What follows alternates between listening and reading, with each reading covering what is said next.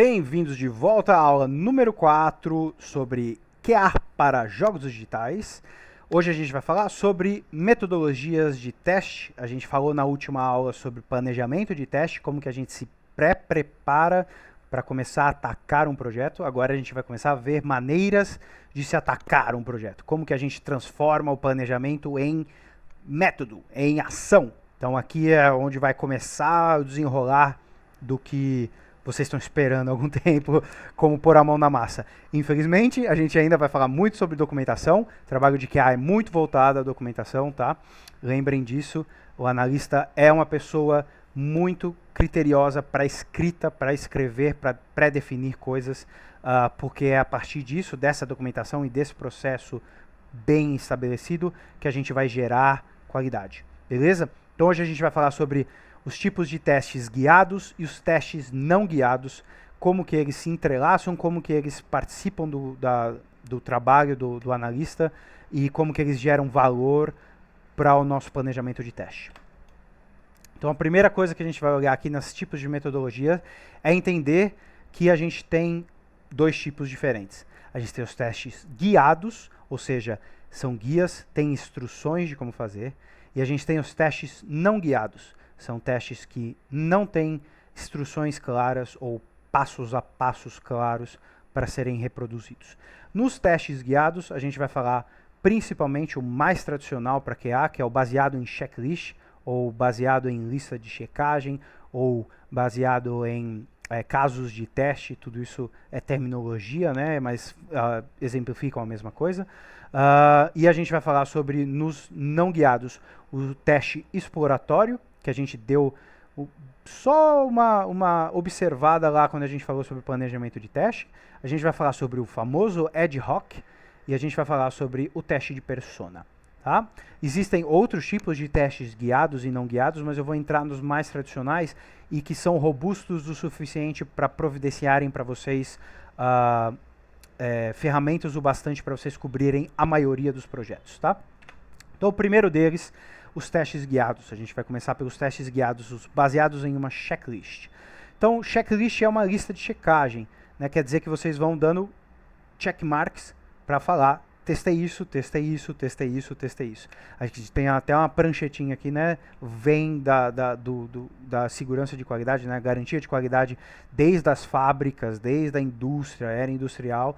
Então, faz parte de um desenrolar da indústria de qualidade, né, dos departamentos de qualidade já há algum tempo, e eu vou falar para vocês, né, quais são as grandes forças desse teste. Eu adoro o checklist, acho que é uma coisa extremamente produtiva para o QA, mas a gente também tem alguns problemas na checklist, algumas fraquezas que a gente vai olhar também. Então a gente vai falar sobre, nessa checklist a gente vai falar sobre elas serem dinamicamente modeladas. Então o que é uma checklist, né? O que é a gente passar passo a passo para ter certeza que a gente está cobrindo o jogo? Uma das coisas, né, que a gente faz durante a etapa do planejamento de teste, a gente viu o planejamento de teste como sendo um documento, mas ele é na verdade uma grande etapa, né? Antes de começar testes, a gente se planeja. A gente fez aquele documento, mas outra coisa que a gente faz é construção de checklist, a escrita de checklist, a escrita de casos de teste. Então a gente vai começar a definir, né, as áreas a serem testadas. Então a gente deu alguns exemplos lá atrás de inimigos que não derrubam tesouros, né, inimigos que precisam ser derrotados. Então as checklists elas são o que vão guiar os testes, e qualquer pessoa que possa entrar para ser QA de um projeto vai conseguir ter os mesmos focos que quem escreveu a checklist desde o começo tem. Então a checklist vai cobrir coisas do tipo testando a fase 1, comece o jogo na fase 1, derrote todos os inimigos, colete todos os tesouros, entre em todas as portas, veja todos os cenários, escute todos os sons. A gente vai começar a falar sobre passo a passo, parte a parte do jogo, né? Idealmente, né, numa escrita de test cases, na escrita de estudos de casos de teste, a gente vai entrar mais a fundo sobre isso em outra aula, mas eu quero dar a vocês o que é essa visão, né? A gente está falando sobre uma listagem de tudo que precisa ser verificado para garantir que os componentes, todas as features, todos os sistemas do jogo estão implementados. Então, o que é bom disso? Ele é fácil de delegar as tarefas e ele é muito bom para compartilhar isso entre projetos. Então, se você escreve test cases, por exemplo, vamos testar alguns comandos do teclado. Então, o que acontece com o jogo quando eu dou Alt Tab? Quando eu dou Ctrl ESC? Quando eu dou Alt F4? O que acontece com o jogo quando eu desplugo um monitor? Quando eu plugo um monitor? Quando eu plugo um segundo monitor? Esses test cases, esses casos de teste, eles são migráveis para qualquer projeto. Então, conforme vocês vão escrevendo isso, documentando isso para vocês, como experiência de QA, mas também como experiência do seu departamento, do seu grupo, da sua equipe, vocês vão poder usar essas mesmas estudos de casos, testes casos de teste, vocês vão poder usar os mesmos em outros projetos, cada vez mais incrementando coisas novas, que pode ser que comecem até a aparecer problemas que vocês nem pensaram, né? Então, às vezes, vocês encontram um bug, encontram um defeito que não está coberto na checklist. O que vale a pena se fazer nesse processo? Transformar isso em um caso de teste. Então, aconteceu uma coisa comigo que deu um bug. Eu vou lá e vou escrever esse processo como sendo um reprocesso que outras pessoas podem fazer e que outros projetos podem absorver, para a gente poder documentar, criar uma biblioteca de experiências que a gente tenha sobre trabalhar com esses tipos de jogos ou esse tipo de consoles ou essas plataformas específicas, mas de alguma forma isso é compartilhável. E não só isso, se você, por exemplo, fica doente um dia e a gente ainda precisa fazer testes, alguém precisa te repor, é muito fácil de outra pessoa entrar no seu lugar, fazer os testes que você deixou pré-preparado, porque essas test cases já estão escritas. Elas têm só que seguir as instruções que já tinham sido definidas previamente. Então essas são as grandes vantagens, né, das test cases. A gente tem uma estrutura básica para casos de testes, a gente fala sobre o sumário de teste. Então, quando vocês forem escrever, né, vocês podem escrever dessa forma. Existem alguns softwares e ferramentas que trabalham com casos de teste, mas eu posso dizer para vocês que no próprio Google Sheets, no próprio Excel, funciona. Não precisa ir mais a fundo do que isso, dá para fazer no próprio Google Sheets. E aí lá a gente vai começar a definir essa estrutura dos casos, né? Então, a primeira delas é o sumário do teste. Então, igual a gente viu sobre o que é sumário lá em gerenciamento de defeitos, o sumário aqui é um artigo rápido para quem for fazer esse teste já saber quais são as áreas que eles vão testar, né? O que eles precisam fazer. Então, se o sumário da test case é testando a fase 1 usando o controle de Xbox, a gente já começa a ter algumas pré-definições, né? Que a gente já sabe, pô, eu vou precisar de um controle de Xbox para testar isso, eu vou precisar de acesso à fase 1 se eu já não tiver. Então, são coisas que a gente já consegue se pré-estabelecer só pelo sumário. Além disso, a gente tem os pré-requisitos. Então, às vezes, a gente vai passar mais a fundo. Se a gente fala testar a fase 2 usando um controle de Xbox, talvez o pré-requisito para se chegar na fase 2 é atingir um certo nível no jogo. E às vezes a pessoa que está testando ou começou a testar agora não tem esse conhecimento só pelo sumário. Então o pré-requisito dentro da escrita da test case é importante para a gente deixar o que você precisa ter para começar esse teste. Você vai precisar de um controle de Xbox disponível, você vai precisar ter acesso à fase 2. Para ter acesso à fase 2, você precisa chegar no nível X. Então, no nível de personagem X, né? Pensando em exemplos. A gente está definindo quais são os requerimentos que alguém precisa ter para começar esses testes, né? Depois disso, a gente vai ter o passo a passo. Assim como é o passo a passo de um gerenciamento de defeitos, a gente tem um passo a passo da test case, né? Então aqui a gente vai falar sobre plug o controle de Xbox. Só que aqui a gente vai começar a entrar nessa definição do que é uma checklist, do que é a lista de checagem. Então a gente, tudo aquilo que a gente já encontrou como sendo problemas, talvez, em outros projetos, ou toda aquela nossa criatividade de cobrir quais são os problemas que podem aparecer num projeto, a gente vai colocar no passo a passo. Então a gente vai falar sobre plugue o controle de Xbox, comece o jogo, chegue até a fase 2, teste as funcionalidades do controle. Desplugue o controle, plugue de novo, veja se as funcionalidades continuam acontecendo. Feche o jogo, desplugue o controle, comece o jogo com o teclado, plugue o controle no meio da partida. Então, essas são coisas que a gente está definindo, né? Passos a passos para ajudar na definição de teste, para colocar essa biblioteca de experiências que a gente construiu dentro dessa refatoração de testes acontecendo. E aí a gente tem resultados esperados para isso, né? Então, cada um dos passos precisa ter um resultado esperado, que é o nosso critério. Então, plugue o controle, o resultado esperado é o jogo vai aceitar o controle como sendo o principal ponto de inputs do jogo. Se isso não for verdade, se isso não acontecer, a gente já tem um bug. A gente já quebrou um critério, a gente já tem uma definição aqui. Então a checklist também ajuda os testers a terem esses critérios em mão o tempo inteiro, enquanto eles estão testando. Só que isso tem uma fraqueza, claramente tem uma fraqueza. A fraqueza principal dele é o paradoxo do pesticida. O paradoxo, vocês podem pesquisar mais a fundo, né? Eu vou dar uma cobertura geral para vocês entenderem, mas ele é um paradoxo muito interessante para se estudar mais a fundo. O que diz o paradoxo do pesticida, né? Numa imaginação de uma plantação que possa, né? Você como fazendeiro, você tem a sua plantação e essa plantação é atacada por pragas e você vai vencer as pragas, derrotar as pragas, eliminar as pragas, usando um pesticida, usando uma substância tóxica, né, uma substância química que vai eliminar essas pragas. A curto prazo, nas primeiras vezes que você usar, nas segundas, nos primeiros meses que você estiver usando, vai ser muito produtivo, porque você vai eliminar uma quantidade enorme de pragas, você vai livrar sua plantação desse problema. Mas existe o que acontece, que é o paradoxo do pesticida. Ao longo prazo, conforme o tempo for passando, o que vai acontecer? Possivelmente, podem acontecer de membros da existência dessa praga, algumas desses insetos, né, ou pragas ou até bugs, se a gente for falar sobre o que eles sejam imunes a esse inseticida.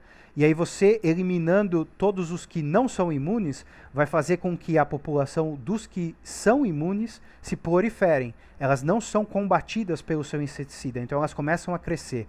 E não só isso, às vezes o seu inseticida, ele também elimina insetos que são predadores desses que são imunes. Então, uma joaninha, que é um predador de pragas, né? Se o seu inseticida está matando as joaninhas, nem elas conseguem ajudar a controlar a população desses insetos, essas pragas que são imunes ao seu inseticida. Então isso vai fazer com que, ao longo prazo, na verdade, você tenha um crescimento exponencial de pragas muito maior do que você tinha antes, porque agora o seu inseticida não é mais útil e outras técnicas já também não conseguem ajudar você. Esse é o grande problema da lista de checagem. A gente vai listar todas as nossas áreas, todas as nossas experiências, a gente vai seguir isso passo a passo.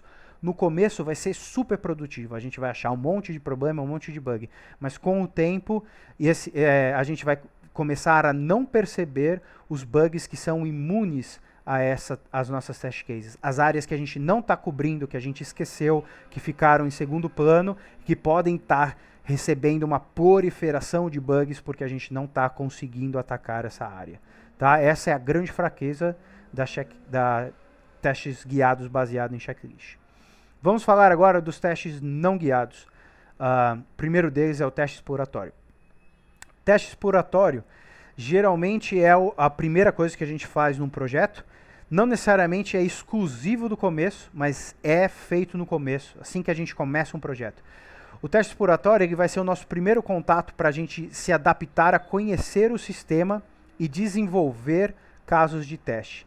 Né? Então, o que é importante do teste exploratório? Quando a gente entra quando a gente começa a fazer um teste exploratório, lembra lá atrás que a gente falou sobre o planejamento de teste? A gente ainda não tem qual é o nosso foco, a gente ainda está escrevendo a nossa documentação, a gente ainda não tem test cases. Então, às vezes a gente até não tem nem critérios.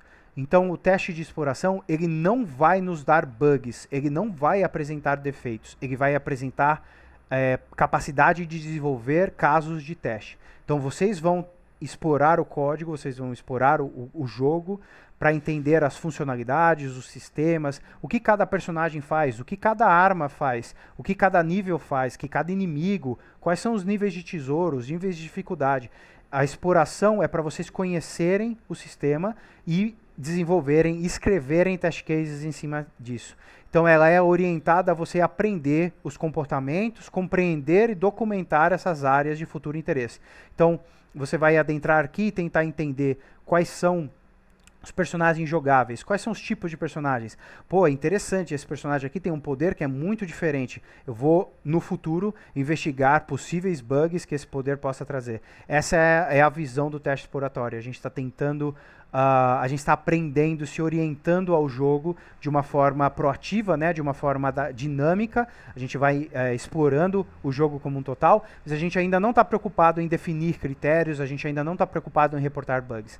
Inclusive, né, a ideia do teste é a gente fazer um mapeamento antes. Então, se vocês forem atacar projetos que têm múltiplos QAs ativos no projeto, é ideal que a gente consiga isolar algumas áreas para alguns deles, né? Então, uma pessoa vai testar todas as armas, outra pessoa vai explorar todos os níveis, outra pessoa vai explorar todos os inimigos.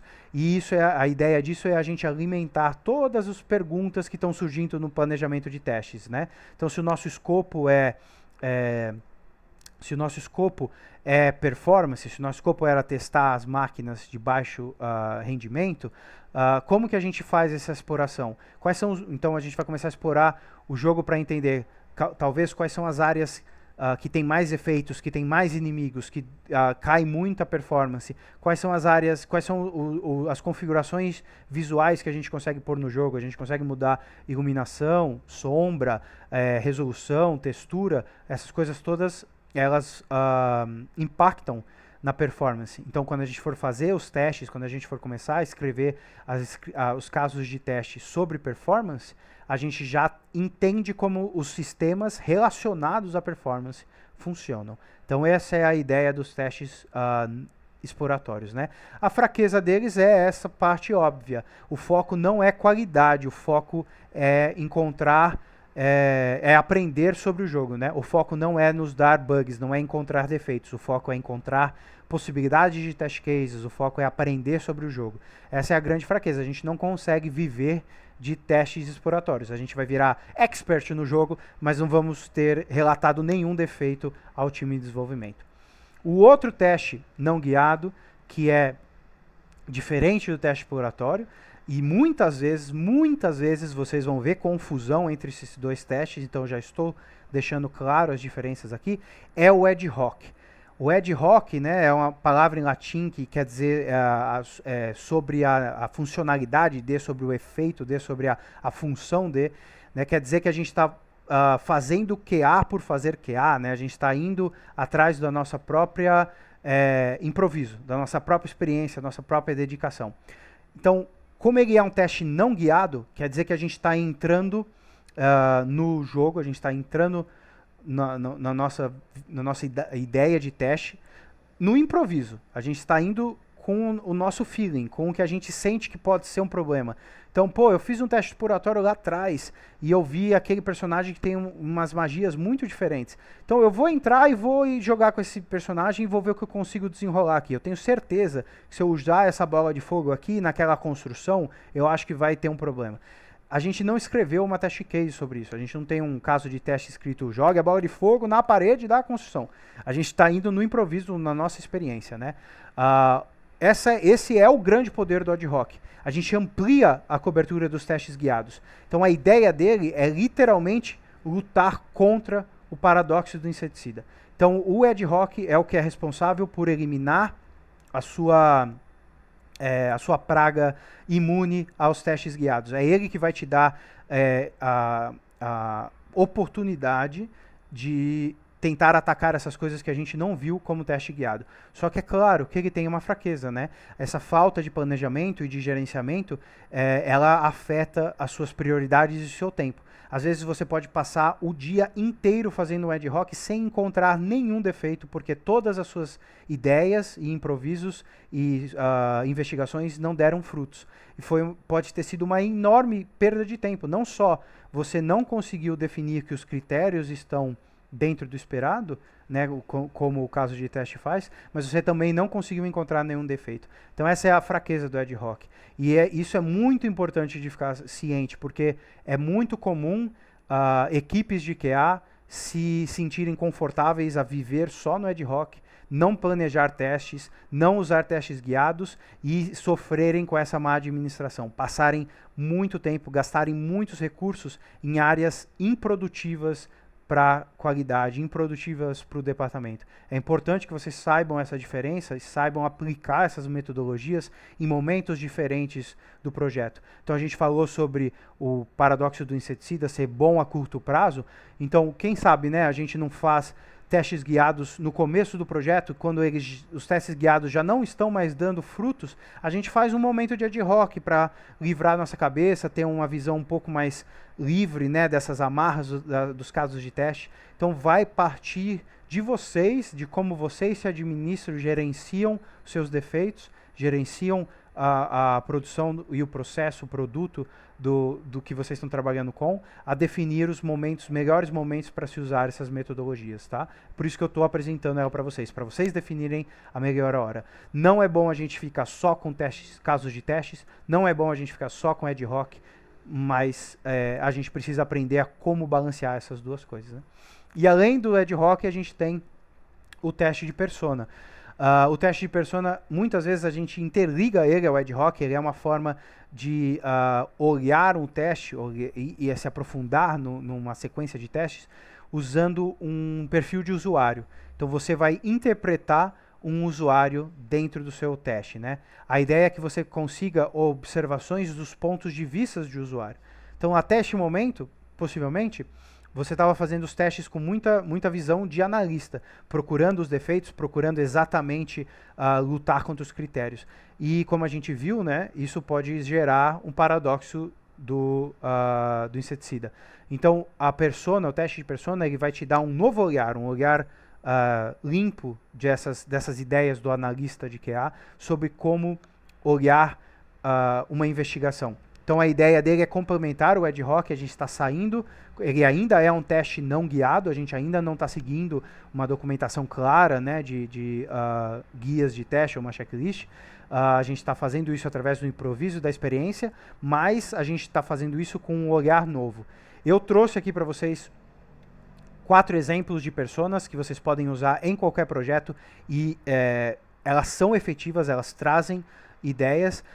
Sugiro vocês a pensarem nas suas próprias personas, sugiro a vocês a olharem para os projetos que vocês forem trabalhar, principalmente quando vocês tiverem entendido a visão de produto desse projeto. Então, se é um projeto, se é um jogo voltado para uma criança que chega depois da aula e tem só 1 hora para jogar o jogo no celular do pai, usem essa interpretação, interpretem como essa criança agiria, né, nesse tempo. Eu só tenho 1 hora para fazer tudo possível nesse jogo antes do meu pai pegar o celular de mim.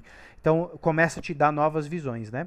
Estou dizendo assim como um exemplo do que vocês podem olhar quando vocês tiverem essas definições. Mas eu vou apresentar algumas que se enquadram e se encaixam na maioria dos projetos, que é o que eu tenho feito através das aulas nos últimos momentos, né? Então o primeiro deles é o desistente. É a pessoa que fecha o jogo. Alt F4, fica nervosa, perdeu a partida, ela sai, ela deixa a partida, abandona, recarrega o save, não aconteceu como ela queria, ela volta no save passado, ela dá load, abre a caixa e não tem o item que ela queria, ela recarrega para ver se vai ter. Essa é uma visão que vocês podem ter, né? Fechar o jogo constantemente, abandonar as partidas, abandonar as fases, desistir das missões, desistir de uma luta. Às vezes, né, a gente como analista, a gente não tem essa visão, a gente não segue isso. Eu posso até dar um exemplo interessante para vocês, né? Já trabalhei em um projeto que a equipe estava trabalhando nele por muitos meses.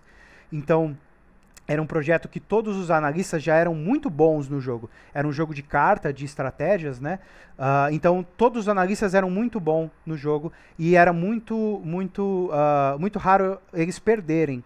né, porque eles já tinham encontrado as melhores estratégias, os melhores jeitos de usar as cartas e saber até as fraquezas do computador, né, as fraquezas dos NPCs. Então eles venciam frequentemente. E aí nessa mesma época a gente contratou uma leva de novos QAs, trouxe eles para dentro desse projeto. Eles não sabiam, né, nada sobre o jogo e eles começaram a perder partidas e perder partidas. E nesse dia que eles entraram no projeto, foi recordes de bugs encontrados, porque passaram-se meses que ninguém perdia partidas mais, ninguém era derrotado pelo NPC. E tinha um monte de bug sendo ficado para trás, porque ninguém estava fazendo isso. Então, aqui a persona, né, tá nos dando a oportunidade de testar essas coisas. A outra persona que a gente tem é o novato. Então o novato é aquele que não sabe muito bem como o jogo funciona, não sabe os melhores caminhos, as melhores oportunidades. Então a gente vai se forçar aqui, né? O que a gente está entrando nessa visão do novato, né? A gente vai se forçar a usar os piores equipamentos, as piores habilidades, as coisas mais fracas do jogo, menos balanceadas, para a gente começar até a apontar esses problemas, né? Por que eles são os piores? Por que a gente geralmente não usa esses equipamentos, né? Eles são... essa é uma persona que ela possivelmente vai perder todas as partidas, vai morrer em todos os cenários, vai cair em todos os buracos, vai ser derrotada por todos os inimigos e ela vai encontrar possíveis problemas que nenhum outro está encontrando, porque ninguém está parando para focar em perder nesse exato momento, né? Então é importante, do exemplo que eu falei para vocês. Em sequência a gente tem o competitivo, quase que o oposto do novato. Vai otimizar os equipamentos, vai usar os melhores, vai fazer contas e usar planilhas para calcular a melhor optimização de rota, vai ir atrás de dicas e atalhos, não vai olhar para coisas opcionais do jogo, vai tentar zerar o mais rápido possível, ir até o fim com a melhor pontuação. Então também é outra oportunidade de observar o jogo com um olhar diferente. E por fim a gente tem o pensador, a pessoa que demora para tomar ações, que fica lá parada na cidade por muito tempo decidindo que área vai explorar agora, conversa com todos os NPCs, explora todos os cantos, às vezes deixa o jogo lá rodando e vai fazer outra coisa, vai atender a porta, vai pegar um copo d'água. Então de novo, outro olhar aqui que às vezes a gente não tem como tester, né? Da gente analisar como que o jogo se comporta nessas situações, um jogo por turno, que você leva muito tempo para realizar o seu turno, como que ele se comporta, né? Um jogo que os efeitos ficam acontecendo no fundo e eu deixo eles acontecendo e eu vou no banheiro e aí quando eu volto o jogo já não tem mais performance porque os efeitos ficaram acumulando em cima do outro. Então são oportunidades que a Persona traz para vocês, tá bom?